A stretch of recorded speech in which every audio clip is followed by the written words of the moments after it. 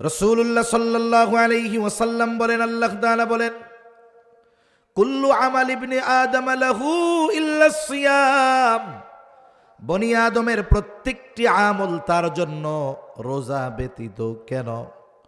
আস-সাওমু লি ওয়া আনা আজজি বিহি।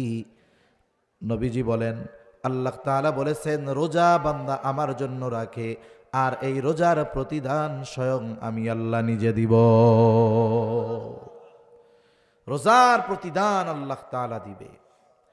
রোজাদার আল্লাহ তাআলার কাছে কত প্রিয়, কত ভালোবাসার। রোজাদারকে আল্লাহ তাআলা কত ভালোবাসে। নবীজি সাল্লাল্লাহু আলাইহি ওয়াসাল্লাম জানিয়ে দেন, লাখুলুফু ফামিস সাইমি আতয়াবু ইনদাল্লাহি তাআলা মির রিহিল মিস্ক। রোজাদার রোজা রাখার কারণে তার গালের মধ্যে যে গন্ধ হয়, স্বাভাবিকভাবে একটা ঘর, ওই ঘরে যদি মানুষ বসবাস না করে, আপনি যতই পরিষ্কার পরিচ্ছন্ন করে রেখে যান না কেন, ঘরটা যদি 2-4-10 দিন বন্ধ থাকে, এরপরে যদি মানুষজন ঢুকে, ওই ঘরের মধ্যে একটা গন্ধ পাওয়া যায় কি যায় না? ঘরটা পরিষ্কার, কিন্তু মানুষ না থাকার কারণে স্বাভাবিক একটা গন্ধ হয়, আলো বাতাস না যাওয়ার কারণে। অনুরূপভাবে দীর্ঘক্ষণ যখন আমরা পানাহার থেকে বিরত থাকি, খাবার থেকে বিরত থাকি, পাকস্থলী খালি হয়ে যায়, শুকনা হয়ে যায়, বলে ওই পাকস্থলী থেকে একটা গন্ধ মানুষের মুখ দিয়ে আসে। আল্লাহর নবী বলেন, এই যে মুখের গন্ধ রোজাদারের, এটা আল্লাহ তাআলার নিকটে মেশক আম্বরের চাইতেও বেশি প্রিয়। হাদিসের মধ্যে আসছে, নবীজি সাল্লাল্লাহু আলাইহি ওয়াসাল্লাম বলেন, রমজান মাস যখন আগমন ঘটে, তখন মুমিনদের অন্তরে এক ধরনের আগ্রহ, স্পৃহার সৃষ্টি হয়। কারণ মুমিন এই মাসে রোজা রাখার মাধ্যমে, ইবাদতের মাধ্যমে আগামী 11 মাসের পাথেও সে সংগ্রহ করে নেয়। আর মুনাফিক যখন রোজার আগমন ঘটে, রোজার মাস আসে, মুনাফিকের চিন্তা বেড়ে যায়। কারণ মুনাফিক চিন্তা করে রোজা আসলে মানুষের সামনে খাওয়া যাবে না, এই জন্য বাড়িতে রান্না বন্ধ হলেও দেখা যায় হোটেলগুলাতে, খাবারের দোকানগুলাতে পর্দা শুরু হয়ে যায়। একবারে খাঁটি পর্দা করে ওই সময় দোকানদাররা, পর্দা দিয়া খায়। মানুষ নাইলে দেখে না, সাথে আল্লাহ মনে হয় দেখে না। কি বলেন? আপনি মানুষ দেখে ফেলবে এই লজ্জায় দোকানের আড়ালে গিয়ে খান, আল্লাহর দেখাকে লজ্জা করেন না? সবচাইতে বেশি লজ্জাশীলতা তো আল্লাহর ব্যাপারে থাকার দরকার ছিল, ঠিক কিনা বলেন? মনে রাখতে হবে, এই সময় যেই দোকানদারেরা একটু বেশি প্রফিট লাভের আশায় দোকানে আপনি খুলে রেখে খাবারের ব্যবস্থা করে দিলেন, হয়তো কিছু ইনকাম হবে, কিন্তু লস হবে আখেরাতের জন্য, ঠিক কিনা? এই জন্য মুনাফিক যারা, রোজা যারা রাখবে না, এরা এই মাস আসলে এদের চিন্তার আর শেষ থাকে না। মা বোনেরা তো ঘরে রান্না করবে না, আমার মা বোনেরা রোজা রাখার ব্যাপারে অ্যাডভান্স বেশি। এজন্য দেখেন না, অনেক সময় হাদিসে যেই রোজা নাই, সেই রোজা কয়টা রাখবে সেটা শোনার জন্য পাঠায় দেয় মসজিদের ইমামের কাছে, যে শবে মেরাজে হুজুর কয়টা রোজা রাখতে হবে, কয় রাকাত নফল পড়তে হবে। অথচ শবে মেরাজের রোজা আছে, এটা কোনো আলেম না জানলেও আমার মা বোনেরা চিন্তা করে এই সময় রোজা আছে। দেখুন, ওই রোজাটাও রাখার ব্যাপারে তারা চিন্তা করে, যদিও রোজা নাই, কিন্তু এরপরে ওনারা যে রোজা রাখার ব্যাপারে আগ্রহী, এটা এর দ্বারা বোঝা যায়, ঠিক কিনা বলেন? এই জন্য মা বোন যারা আছেন, শুনতেছেন, আপনারা রোজার মাসে তো রোজা রাখেন, সাথে সাথে প্রতি সপ্তাহে সোম, বৃহস্পতি, প্রতি চন্দ্র মাসের 13, 14, 15 এই তারিখগুলাতে রোজা রাখবেন। এগুলাতে রোজা রাখার ব্যাপারে সুস্পষ্ট হাদিসের মধ্যে আসছে, নবীজি রাখছেন। সাহাবা একরামকে রোজাগুলো রাখার ব্যাপারে নবীজি উদ্বুদ্ধ করেছেন। তাহলে রমজান মাস, এই মাসে রোজা, এটা ইসলামের অন্যতম একটি ভিত্তি। আমরা হলাম শ্রেষ্ঠ উম্মত। আমরা কি উম্মত বলেন? এই শ্রেষ্ঠ উম্মতের শ্রেষ্ঠত্বের কিছু কারণ আছে। আল্লাহ তাআলা এই উম্মতকে শ্রেষ্ঠ কিছু জিনিস দান করছে, যা আর কোনো উম্মতকে দান করে নাই। বলবো, 1 নাম্বার আমরা পেয়েছি সাইয়্যিদুল আম্বিয়া, সব নবীদের সর্দার শ্রেষ্ঠ নবী আমরা পেয়েছি 2 নাম্বার সাইয়্যিদুল কুতুব। আমরা পেয়েছি সব কিতাবের মধ্যে শ্রেষ্ঠ কিতাব। আমরা পেয়েছি সাইয়্যিদুশ শুহুর, সব মাসের মধ্যে সেরা মাস। আমরা পেয়েছি সাইয়্যিদুল লায়াল, আমরা পেয়েছি শ্রেষ্ঠ রাত। আমরা পেয়েছি সাইয়্যিদুল আইয়াম, শ্রেষ্ঠ দিন। শ্রেষ্ঠ রাত সেটা হলো শবে কদরের রাত, আর শ্রেষ্ঠ দিন এটা হলো জুমার দিন আর 2 ঈদের দিন। তাহলে 1 নাম্বার পেয়েছি শ্রেষ্ঠ নবী, শ্রেষ্ঠ কিতাব, শ্রেষ্ঠ মাস রমজান মাস, শ্রেষ্ঠ রাত লাইলাতুল কদর, শ্রেষ্ঠ দিন জুমার দিন আর 2 ঈদের দিন। এগুলো পেয়েছি আমরা, আর আমরা হয়েছি শ্রেষ্ঠ উম্মত। সুবহানাল্লাহ। এই যে শ্রেষ্ঠ মাস আর শ্রেষ্ঠ রাত, এই দুটাই সামনে আসতেছে। আবার এই রাতটা শ্রেষ্ঠ হওয়ার কারণ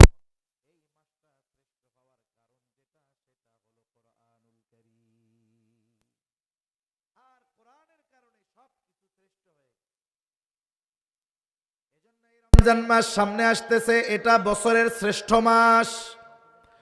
কোরআনুল কারীমের মধ্যে আল্লাহ তাআলা জানায় দেন, আসমান জমিন সৃষ্টি থেকে নিয়ে এই মাস হলো 12টা। কয়টা জোরে বলেন? আল্লাহ তাআলা বলেন, ইন্না ইদ্দাতাশ শুহুরি ইনদাল্লাহি 12 শাহরান ফি কিতাবিল্লাহি ইয়াউমা খালাকাস সামাওয়াতি ওয়াল আরদা মিনহা আরবাআতুন হুরুম। আল্লাহ রাব্বুল আলামিন জানিয়ে দেন, আসমান জমিনের সৃষ্টি থেকে মাস 12টা। এর মধ্যে 4টি মাস হলো হারাম মাস, সম্মানিত মাস। 4টি সম্মানিত মাস, একটা হলো রজব মাস যেটা গত মাসে গেছে, আর 3টা হলো ধারাবাহিকভাবে জিলকাদ, জিলহজ আর মুহররম। তাহলে দেখুন, সম্মানিত মাস সমূহের মধ্যে রমজান নাই। কেন নাই? বলে এই 4 মাস এটা অতীতের উম্মতের কাছেও ছিল সম্মানিত মাস, আমাদের কাছেও সম্মানিত মাস। এই জন্য আল্লাহ তাআলা এই মাসে বিশেষ নির্দেশনা দিয়ে বলেন, ফালা তাযলিমু ফীহিন্না আনফুসাকুম। বিশেষ করে এই 4 মাসের ব্যাপারে আল্লাহ তাআলা বলেন, এই মাসগুলাতে তোমরা নিজেদের উপরে নিজেরা জুলুম করো না, পাপ করো না। এই 4 মাস এখনো সম্মানিত, তবে আমাদেরকে আল্লাহ তাআলা স্পেশালভাবে দিয়েছেন রমজান মাস। এটা হলো শুধু সম্মানিত মাস এমন নয়, এটা হলো বছরের সর্বশ্রেষ্ঠ মাস। সর্বশ্রেষ্ঠ মাসে আল্লাহ তাআলা সর্বশ্রেষ্ঠ কিতাব নাজিল করেছেন।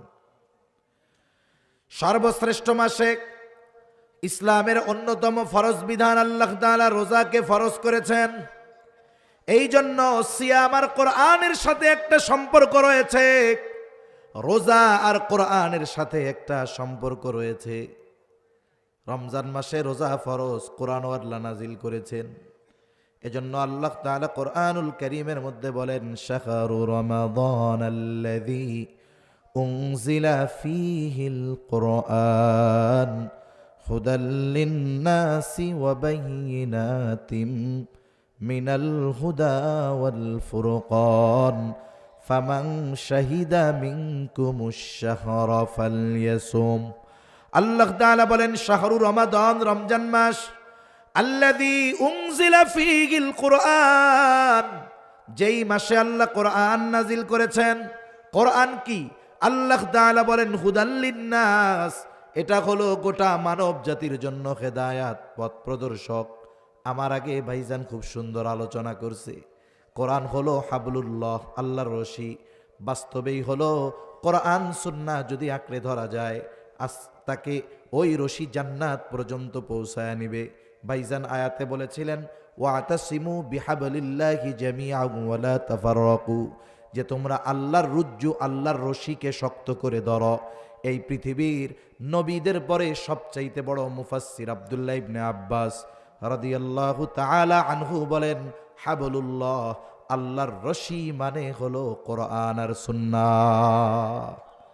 আল্লাহর রশি কোরআন সুন্নাহ। কেন? বলে কোরআন সাথে সাথে সুন্নাহ হাদিস। কেন? বলে হাদিস তো কোরআনেরই ব্যাখ্যা। সুবহানাল্লাহ বলেন। এজন্য এই মাসে আল্লাহ রাব্বুল আলামিন কোরআন নাজিল করেছেন, সাথে সাথে জানায়া দিলেন এটা হুদাল লিন্নাস, গোটা মানব জাতির জন্য হেদায়াত, পথ প্রদর্শক।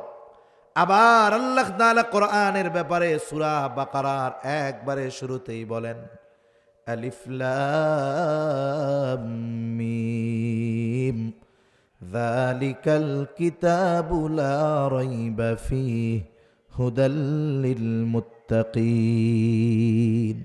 আল্লাহ তাআলা বলেন কোরআন হলো হুদাল লিল মুত্তাকিন।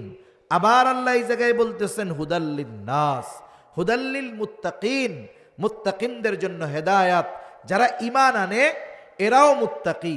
বলে মুত্তাকির আপার ক্লাসে নয়, একেবারে প্রথম শ্রেণীতে যারা ঈমান আনে এরাও মুত্তাকি বলে অভিহিত করা হয়। কারণ ঈমান আনার কারণে একজন মানুষ অনন্তকাল জাহান্নামের শাস্তি থেকে বেঁচে যায়। এখন এই কোরআন যদি মানে ঈমানদার, তাইলে কি হবে? বলে তার আর শাস্তি হবে না, জাহান্নামে যাওয়া লাগবে না।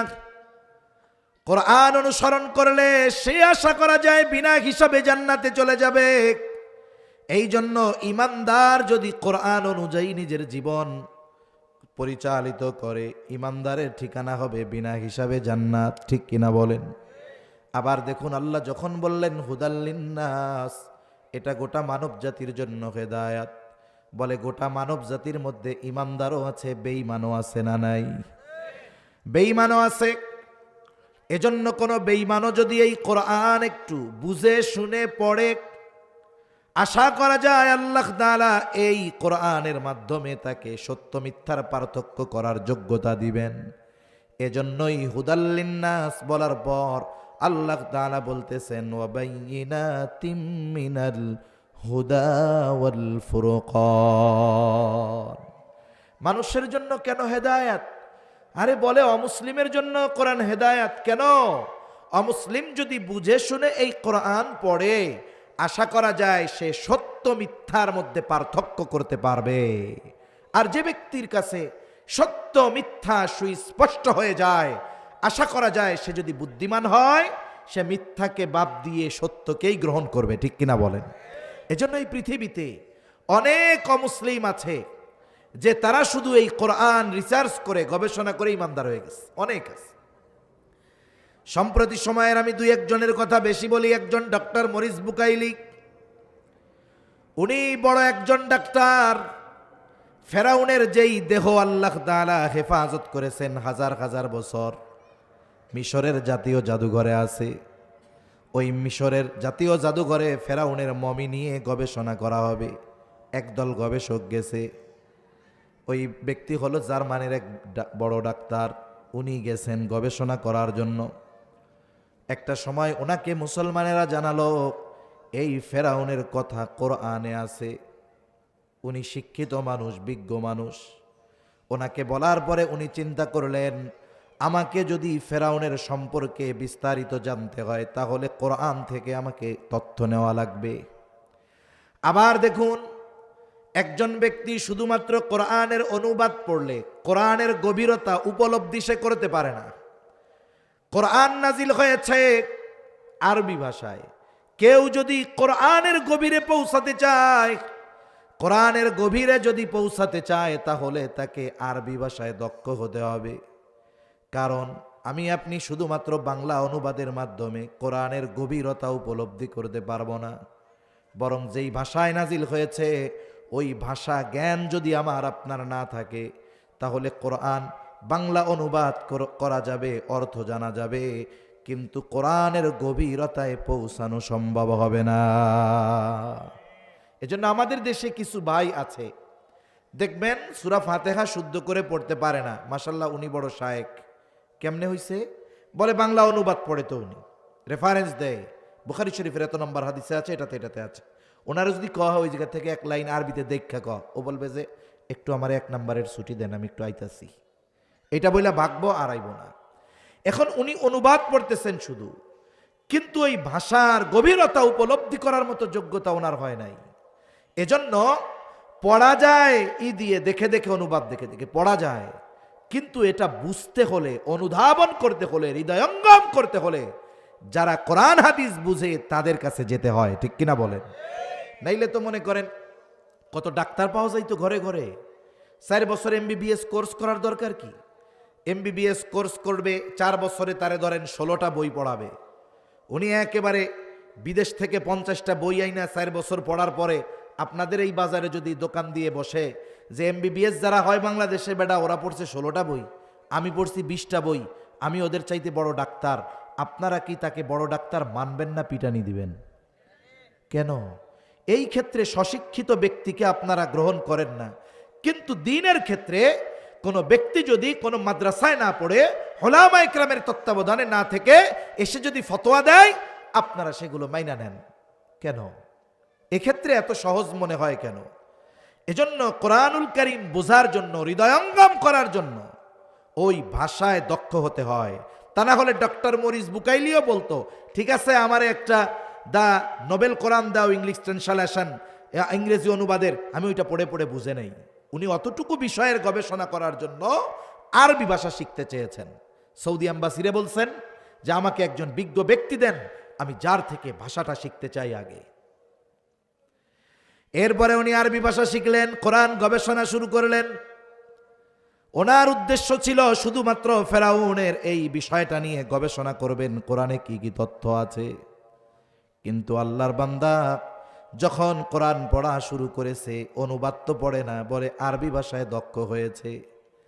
এবার যখন কোরআন পড়ে আস্তে আস্তে তার হৃদয়ের মধ্যে পরিবর্তন আসতে থাকলো। ফেরাউন নিয়ে গবেষণা করতে গিয়ে কোরআন পড়ে আল্লাহর বান্দা ঈমানের মতো দৌলত লাভ করে গেল।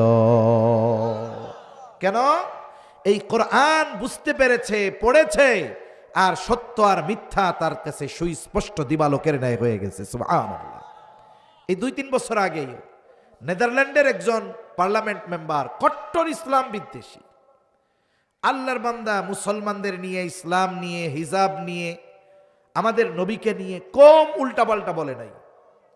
উনি চিন্তা করলেন আরো বেশি উল্টাপাল্টা যদি বলতে হয় তাইলে আমাকে মুসলমানদের ব্যাপারে আরো জানতে হবে। এজন্য এই পৃথিবীতে ইসলাম বিদ্বেষীদের অনেক মাদ্রাসা আছে।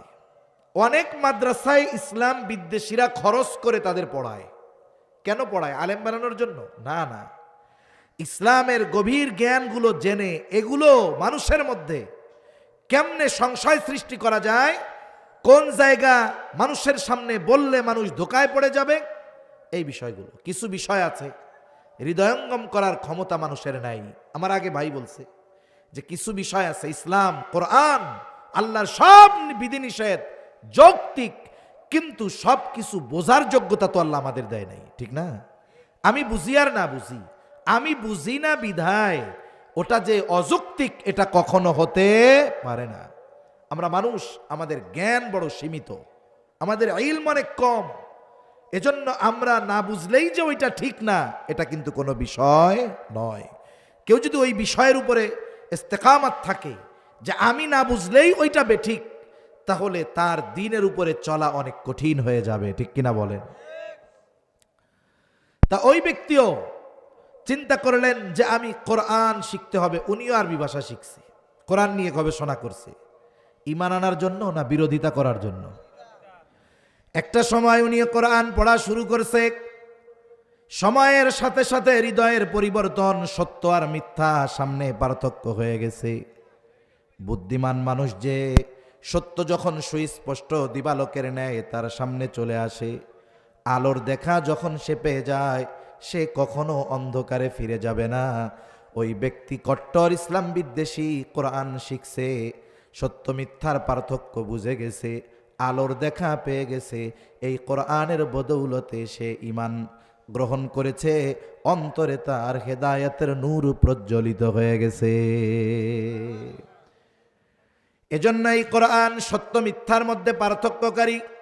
একজন অমুসলিমও যদি নিরপেক্ষভাবে এই কোরআন তিলাওয়াত করে, বুঝে, আশা করা যায় কোরআনের কারণে তার সামনে ঈমানের দ্বার উন্মোচিত হয়ে যাবে। এজন্য হলো কোরআন গোটা মানব জাতির জন্য হেদায়াত। এরপরে আল্লাহ তাআলা বলেন এই মাস শুধু কোরআন নাজিল করেছি এমন নয়, ফামান শাহিদা মিনকুমুশ শাহরা ফালইয়াসুম, আল্লাহ তাআলা বলেন এই মাস যে পাবে সে যদি প্রাপ্তবয়স্ক হয়, বালেগ হয়, মুকিম হয়, অক্ষম যদি না হয়, অসুস্থ যদি না হয়, অবশ্যই সে যেন এই মাসে রোজা রাখে। তাহলে রমজান মাস, এই মাসে রোজা ফরজ। কি ফরজ? জোরে বলেন। রোজা ফরজ। এখন এই রমজান আমরা অতিবাহিত করব কেমনে? এক নাম্বার, রোজা রাখার মাধ্যমে। রোজা রাখলে লাভ কি? আমি দুইটা কথা বলে শেষ করে দিব, বেশি লম্বা করব না, একেবারে সংক্ষিপ্ত। এক নাম্বার, রোজা রাখতে হবে। কি রাখতে হবে? জোরে বলেন। রোজা রাখতে হবে। এখন যদি কেউ মনে করে যে আমি সকাল সুবহে সাদিক থেকে নিয়ে একেবারে সূর্যাস্ত পর্যন্ত না খেয়ে থাকলাম, আমি বড় রোজাদার, এটা হলেই হবে না। রাসূলুল্লাহ সাল্লাল্লাহু আলাইহি ওয়াসাল্লাম বলেন, কিছু মানুষের রোজা হলো না খেয়ে থাকার নামান্তর। তার মানে সে শুধু না খেয়েই থাকে, কিন্তু অন্যান্য কোনো পরিবর্তন তার মধ্যে পাওয়া যায় না। আগেও গোনা করতো, চোখের গোনা, জবানের গোনা, হাতের গোনা, পায়ের গোনা, এখনো সব চলে।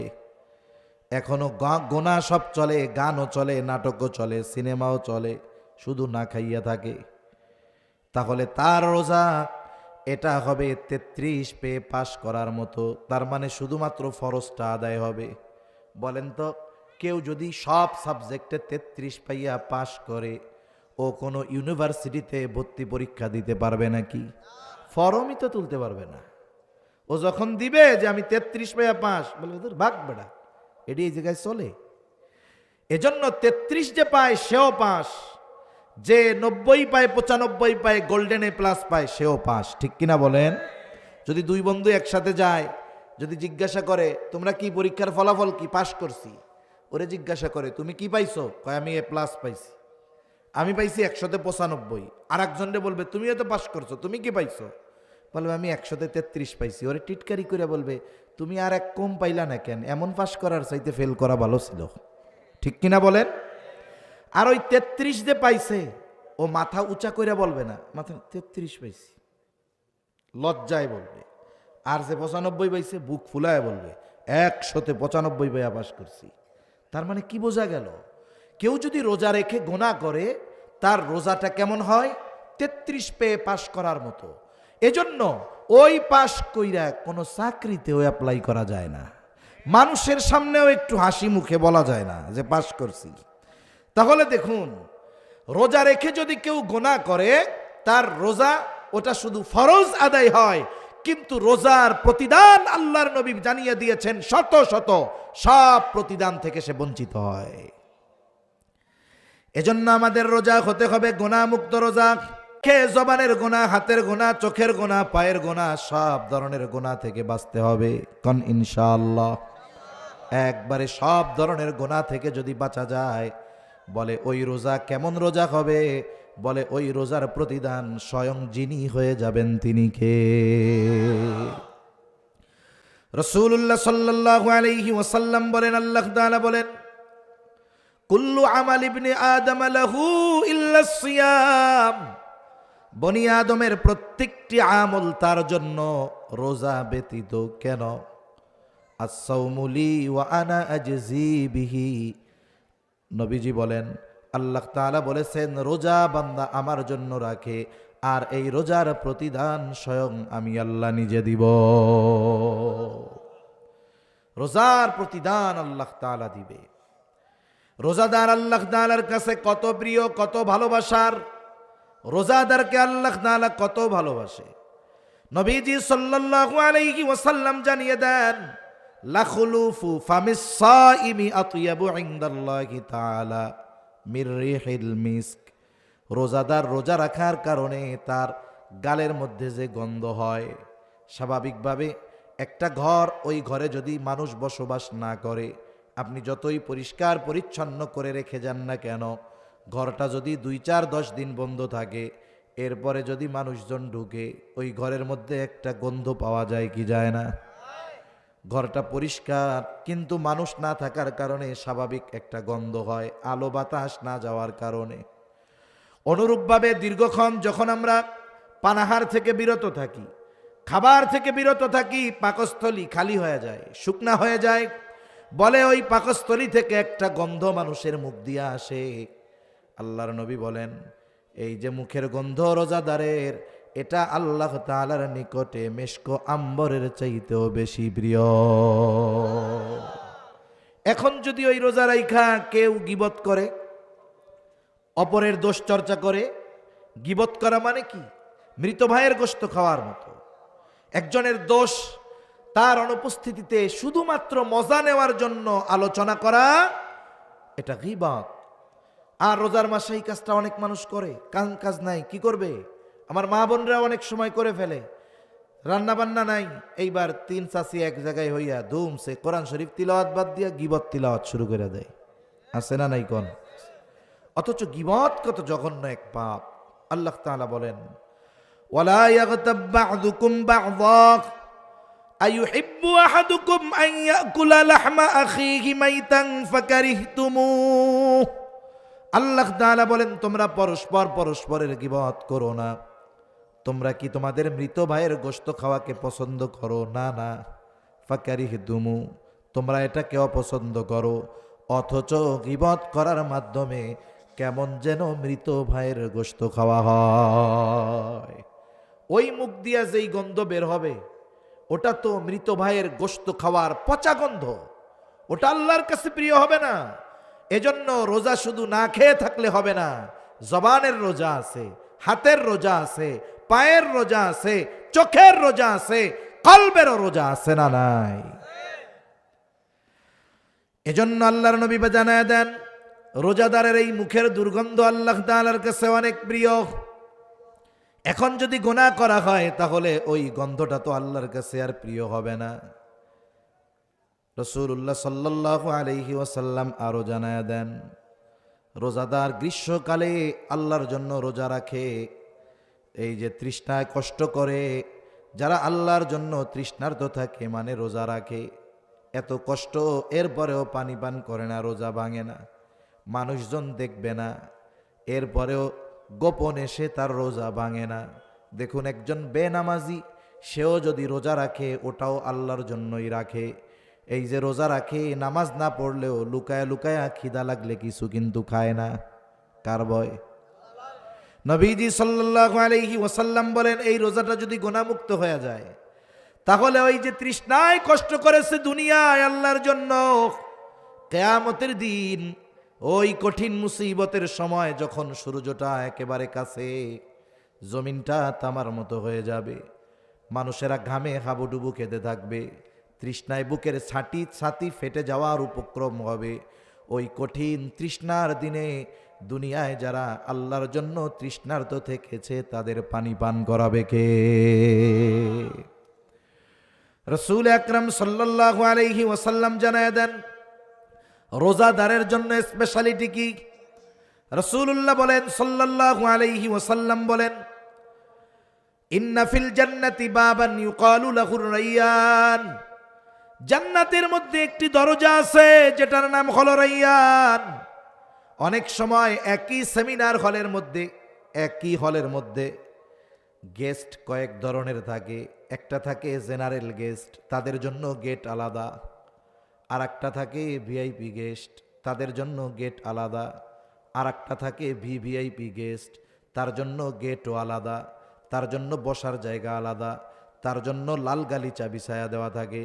ওই জেনারেল গেস্ট যদি ভিভিআইপি গেস্ট দিয়া ঢুকতে চায়, ঢুকতে দেওয়া হবে নাকি? রোজাদার যারা, ইমানদার রোজাদার যারা, এরা হলো ভিভিআইপি। বলে এদের জন্য স্পেশাল একটা দরজা যার নাম হলো রায়্যান। ওই ভিভিআইপি গেটে দাঁড়িয়ে ভিভিআইপি গেস্টের জন্য অপেক্ষা করতে থাকে মানুষেরা, ফুলের তোড়া নিয়ে সংবর্ধনা জানানোর জন্য। কত আদর আপ্যায়ন হয়, অথচ ঢুকবে একই ছাদের নিচে। কিন্তু তাদের স্পেশালিটি কি? বলে ভিভিআইপি পারসন। এবার কি হলো, রোজাদারের জন্য এই দরজা থাকবে রায়্যান, স্পেশাল দরজা শুধুমাত্র রোজাদারদের জন্য। রোজাদার ব্যতীত এই দরজা দিয়ে আর কেউ ঢুকতে পারবে না। ফেরেশতারা অভ্যর্থনা জানানোর জন্য দাঁড়ায় থাকবে, আহ্বান করা হবে, ফাইনাস সাইমুন, কোথায় রোজাদারেরা? এইবার রোজাদারেরা আসবে, ওই দরজা দিয়ে ঢুকবে, আর তারা যখন ঢোকা শেষ দরজা বন্ধ করে দেওয়া হবে। নবীজি জানায়া দেন, রোজাদার ব্যতীত একটা ব্যক্তিও ওই দরজা দিয়ে ঢুকতে পারবে না। এটা তাদের স্পেশাল সম্মাননা।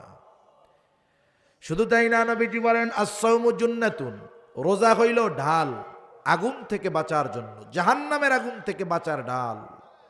এই যে এত ফজিলত রোজার, এটা পাবে কে?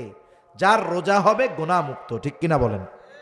এজন্য এক নাম্বার কাজ, আমরা আমাদের রোজাগুলোকে যথাযথভাবে রাখবো। সারাদিন না খাইয়া কষ্ট করে রাখলাম রোজা, এখন যদি ওই 33 পাইয়া পাশ করার মতো হয়, তাহলে এটা কেমন হইল?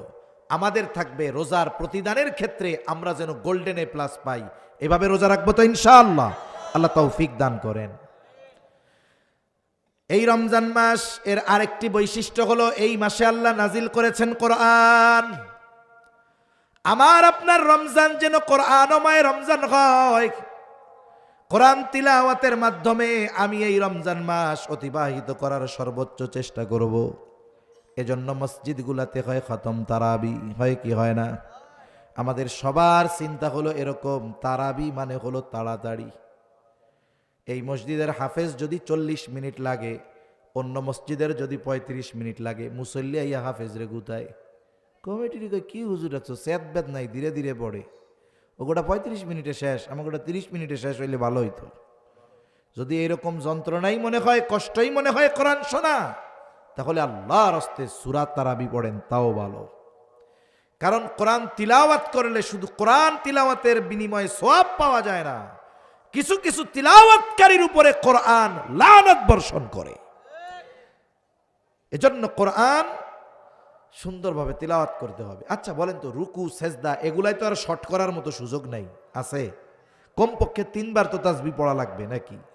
এখন তিলাওয়াত যদি ইমাম সাহেব সহি শুদ্ধভাবে পড়েন, 20 পৃষ্ঠা পড়তে তার সর্বোচ্চ আধা ঘন্টা লাগবে। কতক্ষণ লাগবে? উনি যদি আরো স্পিডে পড়েন, তাইলে মনে করেন 20 মিনিটেই পড়লো, কিন্তু 20 মিনিট মানে প্রতি মিনিটে এক এক পৃষ্ঠা যদি পড়ে, তাহলে পড়ার গতি হবে তো সে রকেটের মতো, হক আদায় হবে না, কোরআন শুদ্ধ হবে না, শুদ্ধ যদি না হয় নামাজ হবে না, ঠিক কিনা বলেন? আবার কোরআনের লানত, আপনি আমি যদি 10টা মিনিট সময় একটু স্যাক্রিফাইস করি, 15টা মিনিট যদি একটু স্যাক্রিফাইস করি, একটানা 15 মিনিট না তো 20 রাকাতে 15 মিনিট সময়, প্রতি রাকাতে 1 মিনিট করেও যদি অন্য মসজিদের চাইতে সময় বেশি লাগে, 20 রাকাতে 20 মিনিট, এতটুকু সময় যদি আমরা একটু কষ্ট করি, হাফেজ সাহেবরা কোরআন সহি শুদ্ধভাবে পড়তে পারবেন। মুসল্লিরা, আরে ভাই আপনি কোরআন শুনবেন, আপনার তো কমপক্ষে অর্থ না বুঝলেও কি পড়তেছে এটা তো বোঝার দরকার, ঠিক কিনা? এজন্য আপনারা মুসল্লিরা মসজিদে গিয়ে বলবেন, হাফেজ সাহেবদের কোনো তাড়াহুড়ো নেই, আপনি কোরআন ধীর স্থিরতার সাথে পড়েন। আপনি যতটুকু না হলেই নয়, আপনি সহি শুদ্ধ করে সুস্পষ্টভাবে যতটুকু তাড়াতাড়ি পারবেন, ওর চাইতে অতি গতিতে আপনি পড়তে যাবেন না। আপনি আমি 20টা মিনিট সময় যদি কোরআন নাজিলের মাসে কোরআনের জন্য না দিতে পারি, এটা আমাদের জন্য কষ্টের, লজ্জার, দুর্ভাগ্য, ঠিক কিনা বলেন? আর যদি আপনার মনে হয় কষ্ট, আপনার দরকার নেই, আপনি গিয়ে সূরা তারাবি পড়েন, আপনার জন্য তাও ভালো, ধীরে ধীরে সূরা তারাবি পড়েন। তাহলে 1 নাম্বার তারাবি তো পড়বো, তারাবির নামাজে তিলাওয়াত হবে ধীর স্থিরতার সাথে, তার মানে কোরআনের হক আদায় করে যতটুকু তাড়াতাড়ি পড়া যায়, এর চাইতে বেশি তাড়াতাড়ি পড়বো না, যাতে কোরআন অশুদ্ধ হয়ে যায়। আমি কারির মতো তিলাওয়াত টান দিয়াও পড়তে বলি নাই, ওইভাবে পড়তে গেলে 1 পারা কমপক্ষে আধা ঘন্টা লাগে। কমপক্ষে কতক্ষণ লাগে? আধা ঘন্টা। এর বেশি দ্রুত যদি কেউ পড়তে চায়, সহি শুদ্ধ হওয়া সম্ভব না। 4 আলিফ টানতেই হবে, 3 আলিফ 1 আলিফ টানার সুযোগ আছে, কিন্তু 4 আলিফ টান যেখানে, সেখানে 4 আলিফ টানতে হবে। আপনি যদি হাফেজ সাহেবরে তাড়াহুড়ো করতে বলেন, তাহলে তো সে 4 আলিফ 1 আলিফ টেনে যাবো গা। এ কাজগুলো যেন না হয়। সাথে সাথে আমরাও কোরআন তিলাওয়াত করব রোজার মাস। আমাদের রোজা হবে প্ল্যানিং, কোরআনের সাথে যেন সমন্বয় থাকে সব সময়। আমাদের অবস্থা হলো কি, খরগোশ আর কচ্ছপের দৌড়ের মতো। গল্প পড়ছেন না আপনারা? খরগোশের যে গতি, এর সাথে কি কচ্ছপের তুলনা চলে? এখন দুইজনে দৌড় শুরু করছে, গতি কম বেশি না, উদ্দেশ্য হলো আমাদের মঞ্জিলে মকসুদে পৌঁছাতে হবে। খরগোশ চিন্তা করছে, দে এক দৌড়। কচ্ছপ আমি 5 মিনিটে যা দৌড়াবো 5 ঘন্টায় পারবে না। এবার উনি 5 মিনিট দৌড়াইয়া কিছু দূর গিয়ে ঘুমায় পড়ছে, যে বাকিটুক উইটা পাড়ি দিব। কিন্তু কচ্ছপ গতি থামায় নাই, সে ধীর স্থিরতার সাথে চলতেছে। ওপাশ দিয়া খরগোশ নাক ডাইকা ঘুমাইতেছে। শেষে কি হলো, কচ্ছপ তার গন্তব্যে পৌঁছায় গেছে। ও ঘুম থেকে ওইটা দেখে, আরে আল্লাহ, আমি তো ফেল। ঠিক না? এটা গল্প। শিক্ষা কি? এই কোরআন নাজিলের মাসে কিছু আল্লাহর বান্দা আছে ধুমসে একদিনে 5 পারা পড়ে, এরপরে ওই যে কচ্ছপের মতো ঘুম দেয়। আর ঘুম ভাঙছে গিয়া রোজার আগের দিন, উনি 10 পারাই পার হইতে পারে নাই। আছে না নাই?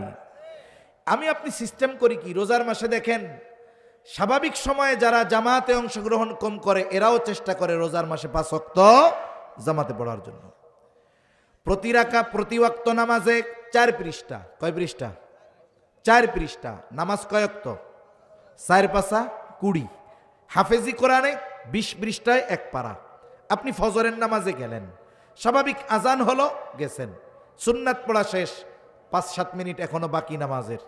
স্বাভাবিকভাবে যারা কোরআন সহি শুদ্ধ পড়তে পারে, এরা 10 মিনিটে মোটামুটি 2 পৃষ্ঠা পড়ে ফেলতে পারে শুদ্ধভাবে। 2 পৃষ্ঠা পড়া হইল।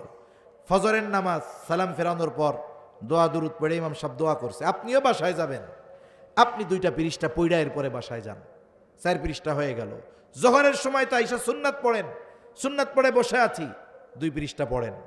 জোহর শেষ, হয়তো আপনি 2 পৃষ্ঠা পড়ে সুন্নাত পড়েন, নাইলে সুন্নাত পড়ে 2 পৃষ্ঠা পড়েন। এভাবে প্রত্যেক নামাজে যদি 4 পৃষ্ঠা করে পড়া হয়, দৈনিক 1 পারা, 30 দিনে 30 পারা। এর মধ্যে আবার বোনাস টাইম আছে কিছু, শবে কদরের রাত। শবে কদর হাদিসের মধ্যে আসছে শেষ দশকের বেজোড় রাত্রিগুলাতে তোমরা তালাশ করো, কিন্তু যা থাকে থাক, আমরা 27 তারিখ বানাই নইছি, যা হবে হবে। অন্য দেশে যা হয় হোক, আমরা আমাদের জন্য 27 তারিখ বানাই নিছি। ওই 27 তারিখটা তো আমরা রাত্র জাগি। ওই দিনটাতে 27 দিনের হিসাব যদি আমি করতে চাই, ওই দিনটাতে আমি একটু বেশি তিলাওয়াত করলাম। অথবা আপনার যদি আরেকটু সুযোগ থাকে, আপনি এক কাজ করেন, প্রতি ওয়াক্তে প্রথম 6 দিন 1.5 পারা করে পড়েন এক এক দিনে। প্রতি ওয়াক্তে 6 পৃষ্ঠা। কয় পৃষ্ঠা? কথা বলে না, কয় পৃষ্ঠা? তাইলে 5 ওয়াক্তে কত হয়? 30 পৃষ্ঠা। হাফেজ সাহেবও 27 দিনে খতম দিবে, আপনিও 27 দিনে খতম দিবেন। যদি সুযোগ হয় একটু অনুবাদটা দেখবেন, তাফসিরে মাআরিফুল কোরআন থেকে একটু ব্যাখ্যাটা দেখবেন।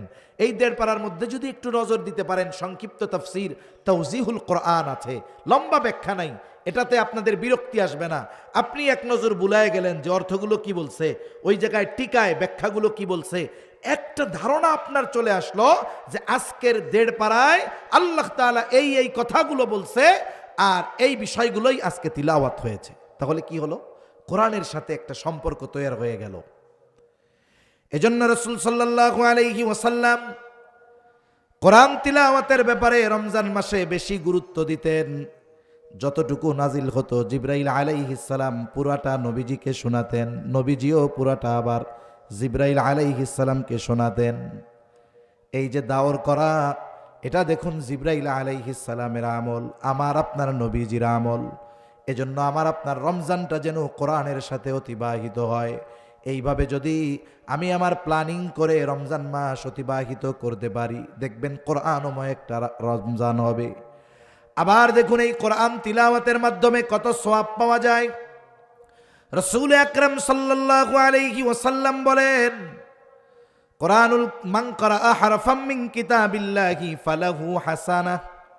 আল্লাহর কিতাব থেকে, কোরআন থেকে যদি কেউ একটা অক্ষর তিলাওয়াত করে, তার জন্য একটি হাসানা। ওয়াল হাসানাতু বিআশরি আমসালিহা। নবীজি জানায় দেন, 1 হাসানা সমান হলো 10টা নেকি। এখন কোন ব্যক্তি যদি একটা অক্ষর তিলাওয়াত করে 10টা নেকি, নবীজি বলেন, লা আকুলু আলিফ লাম মিম হারফুন বাল আলিফুন হারফুন লামুন হারফুন ওয়া মিমুন হারফুন। তার মানে আলিফ যদি পড়ে, সাথে সাথে তার কমপক্ষে 10টা নেকি হবে। আবার আল্লাহর নবী জানায় দেন, কোন ব্যক্তি যখন কোন নেক আমল করে আল্লাহ তাআলা ওই আমলের প্রতিদান কমপক্ষে 10 থেকে 700 গুণ আল্লাহ বাড়ায়া দেয়। সুবহানাল্লাহ। তার মানে নেকির ভান্ডার হলো এই কোরআন। এজন্য আমি আপনি যত বেশি কোরআন তিলাওয়াত করতে পারবো এই মাসে তত লাভ, যত বেশি শুনতে পারবো তত লাভ, ঠিক কিনা?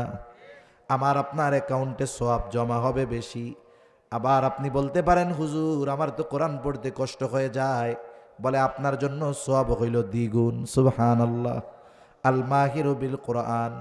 আয়েশা সিদ্দিকা রাদিয়াল্লাহু তাআলা আনহা থেকে বর্ণিত, নবীজি বলেন, আল মাহিরু বিল কোরআন, যে কোরআনের ব্যাপারে দক্ষ, তিলাওয়াত করতে পারে শুদ্ধভাবে, মা'আস সাফারাতিল কিরামিল বারারা, সে সম্মানিত ফিরিস্তাদের সাথে অবস্থান করবে, এটা তার স্পেশালিটি। তবে যে কোরআন পড়তে দক্ষ নয় তবে তিলাওয়াত করে, পড়ার সময় তুতলায়, ওয়ায়াতাতাউ, তুতলাইতে থাকে, জবানে বেঁধে যায়, নবীজি জানায় দেন ফালাহু আজরান, তার জন্য দ্বিগুণ প্রতিদান। কেন? একটা হলো পড়ার প্রতিদান, আর একটা হলো কষ্টের প্রতিদান। তার মানে বোঝা গেল যে পড়তে পারে না তার আরো সব বেশি কষ্ট হওয়ার কারণে। আল্লাহ তাআলা কত মেহেরবান। মুসলিমের হাদিস, নবীজি বলেন, ইমামদারের পায়ে যদি কাটাও ফুটে, কষ্ট পায়, এর কারণেও আল্লাহ তারে সওয়াব দান করে। সুবহানাল্লাহ। কোরআন পড়তে গিয়ে কষ্ট যদি হয়, কষ্টের কারণে সওয়াব, তিলাওয়াতেরটা তো আছেই। তাহলে রমজান কোরআন তিলাওয়াতের মাধ্যমে কাটাবো তো ইনশাআল্লাহ আমরা। কথা আর বেশি লম্বা করব না, যেহেতু রমজান মাস চলে আসছে। কোরআনময় রমজান যেন আমাদের হয়, রোজাগুলো যেন গুনাহমুক্ত হয়, আর কোরআনের সাথে আমরা যেন সময়টা বেশি কাটাতে পারি, এই প্রচেষ্টা থাকবে তো ইনশাআল্লাহ। এজন্য নবীজি জানায়া দেন, সর্বশেষ হাদিসটা বলে শেষ করে দেই, আসসিয়ামু ওয়াল কোরআন ইয়াশফাআন লিল আবদি ইয়াউমাল কিয়ামাহ। নবীজি সাল্লাল্লাহু আলাইহি ওয়াসাল্লাম বলেন, সিয়াম, রোজা আর কোরআন কিয়ামতের দিন বান্দার জন্য সুপারিশ করবে। সিয়াম আর কোরআন, ওই কিয়ামতের দিন বাপ চিনবে না, মা চিনবে না, ছেলে চিনবে না। আল্লাহ তাআলা বলেন, ইয়াউমা ইয়াফিরুল মারউ মিন আখিহি ওয়া উম্মিহি ওয়া আবিহি ওয়া সাহিবাতিহি ওয়া বানিহি লিকুল্লি ইমরিইম মিনহুম ইয়াউমাইযিন শা'নুন ইউগনি। কিয়ামতের দিন ভাই ভাইয়ের থেকে পলায়ন করবে, পিতামাতার থেকে পলায়ন করবে, স্ত্রী সন্তানদের থেকে পলায়ন করবে। প্রত্যেক মানুষ নিজের চিন্তায় বিভোর থাকবে ওই কঠিন মুসিবতের দিন। কোরআন আর সিয়াম বান্দার জন্য সুপারিশ করবে। রোজা আল্লাহর কাছে বলবে, আয় রব, ইন্নী মানাতুহুত তুআমা ওয়াশ শাহাওয়াত ফাশাফি'নি ফীহি, আমি আপনার এই বান্দারে খাবার থেকে, স্ত্রীর কাছে গমন থেকে বিরত রেখেছি। ইন্নী মানাতুহুত তুআমা ওয়াশ শাহাওয়াতি বিন নাহার ফাশাফি'নি ফীহি, দিনের বেলায় আমি তারে খাইতে দেই নাই, তার স্ত্রীর কাছে যাইতে দেই নাই, আপনি তার ব্যাপারে আমার সুপারিশ কবুল করেন। কে বলবে? জোরে বলেন না কে? এরপরে কোরআন বলবে, আয় রব, ইন্নী মানাতুহুন নাওমা বিল্লাইল, আমি তারে রাতের বেলা ঘুমাইতে দেই নাই। রাতে সে কোরআন তিলাওয়াত করেছে, কোরআন তিলাওয়াত করেছে, রাত জেগেছে, কোরআন তিলাওয়াত করেছে, আমারে পড়তে গিয়া সে ঘুমাইতে পারে নাই। তার মানে সে বলবে আমি তারে ঘুমাইতে দেই নাই। কেন? বলে কোরআনের মজা মোহাব্বত যার অন্তরে আছে সেই তো কোরআন তিলাওয়াতে রাত কাটায়া দেয়। আমি তারে রাতের বেলা ঘুমাইতে দেই নাই, ফাশাফি'নি ফি, আপনি তার ব্যাপারে আমার সুপারিশ কবুল করেন। নবীজি সাল্লাল্লাহু আলাইহি ওয়াসাল্লাম বলেন, আল্লাহ তাআলা সিয়াম এবং কোরআনের সুপারিশ ওই ব্যক্তির জন্য কবুল করে নিবে।